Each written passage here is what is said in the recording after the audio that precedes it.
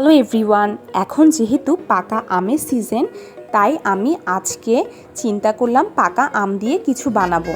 তাই আজকে আমি বানাচ্ছি ম্যাঙ্গো মিল্ক পুডিং।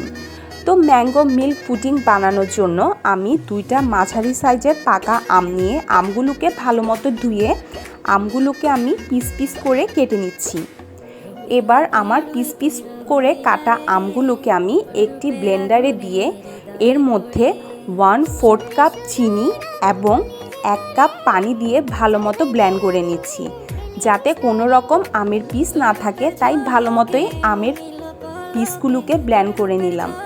এবার রেডি হয়ে গেল আমার আমের পিউরি। এবার আমের পিউরিটাকে আমি একটি প্যানে ঢেলে দিলাম। এর মধ্যে আমি 2 চামচ আগার আগার পাউডার দিয়ে চুলায় দিয়ে একবার ফুটিয়ে নিচ্ছি। যখন একটু বলক উঠে আসবে, আমের পিউরিটাকে আমি একটি সার্ভিং ডিশে নিয়ে নিচ্ছি। আর এটি যখন একটু ঠান্ডা হয়ে আসবে, আমি এটিকে আধা ঘন্টার জন্য ফ্রিজে সেট হতে দিয়ে দিলাম।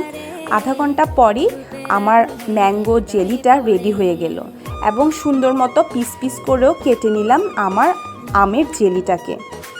এবার আমি 1 লিটার তরল দুধ নিয়ে তরল দুধের মধ্যে 2 চামচ আগার আগার পাউডার এবং 1 কাপ চিনি দিয়ে ভালো মতো ফুটিয়ে নিচ্ছি। আর এর মধ্যে আমি সৌন্দর্যের জন্য সামান্য ফুড কালার ইউজ করেছি। ফুড কালারটি কিন্তু পুরোপুরি অপশনাল, না দিলেও কোনো অসুবিধা নেই। আমি সৌন্দর্যের জন্য সামান্য ফুড কালার ইউজ করেছি। এবার আমার পিস পিস করে রাখা আমের জেলিগুলোকে একটি বড় সার্ভিং ডিশে দিয়ে এর মধ্যে আমি আমার দুধের মিশ্রণটি ভালো মতো দিয়ে একটু নাড়াচাড়া করে দিলাম, যাতে জেলিগুলো সব জায়গায় ভালো মতো ঠিক মতো সেট হয়। এরপর এটি যখন ঠান্ডা হয়ে গেল, আধা ঘন্টা পর আমি এই ডেজার্টটিকে ফ্রিজে 2 ঘন্টার জন্য রেখে দিলাম এবং তৈরি হয়ে গেল আমার মজাদার ম্যাঙ্গো মিল্ক ডেজার্ট। দেখতে কিন্তু খুব সুন্দর হয়েছিল এবং খেতেও কিন্তু অসাধারণ হয়েছিল। আপনারা বাসায় বানাবেন, কেমন হয়েছে কমেন্টে জানাবেন।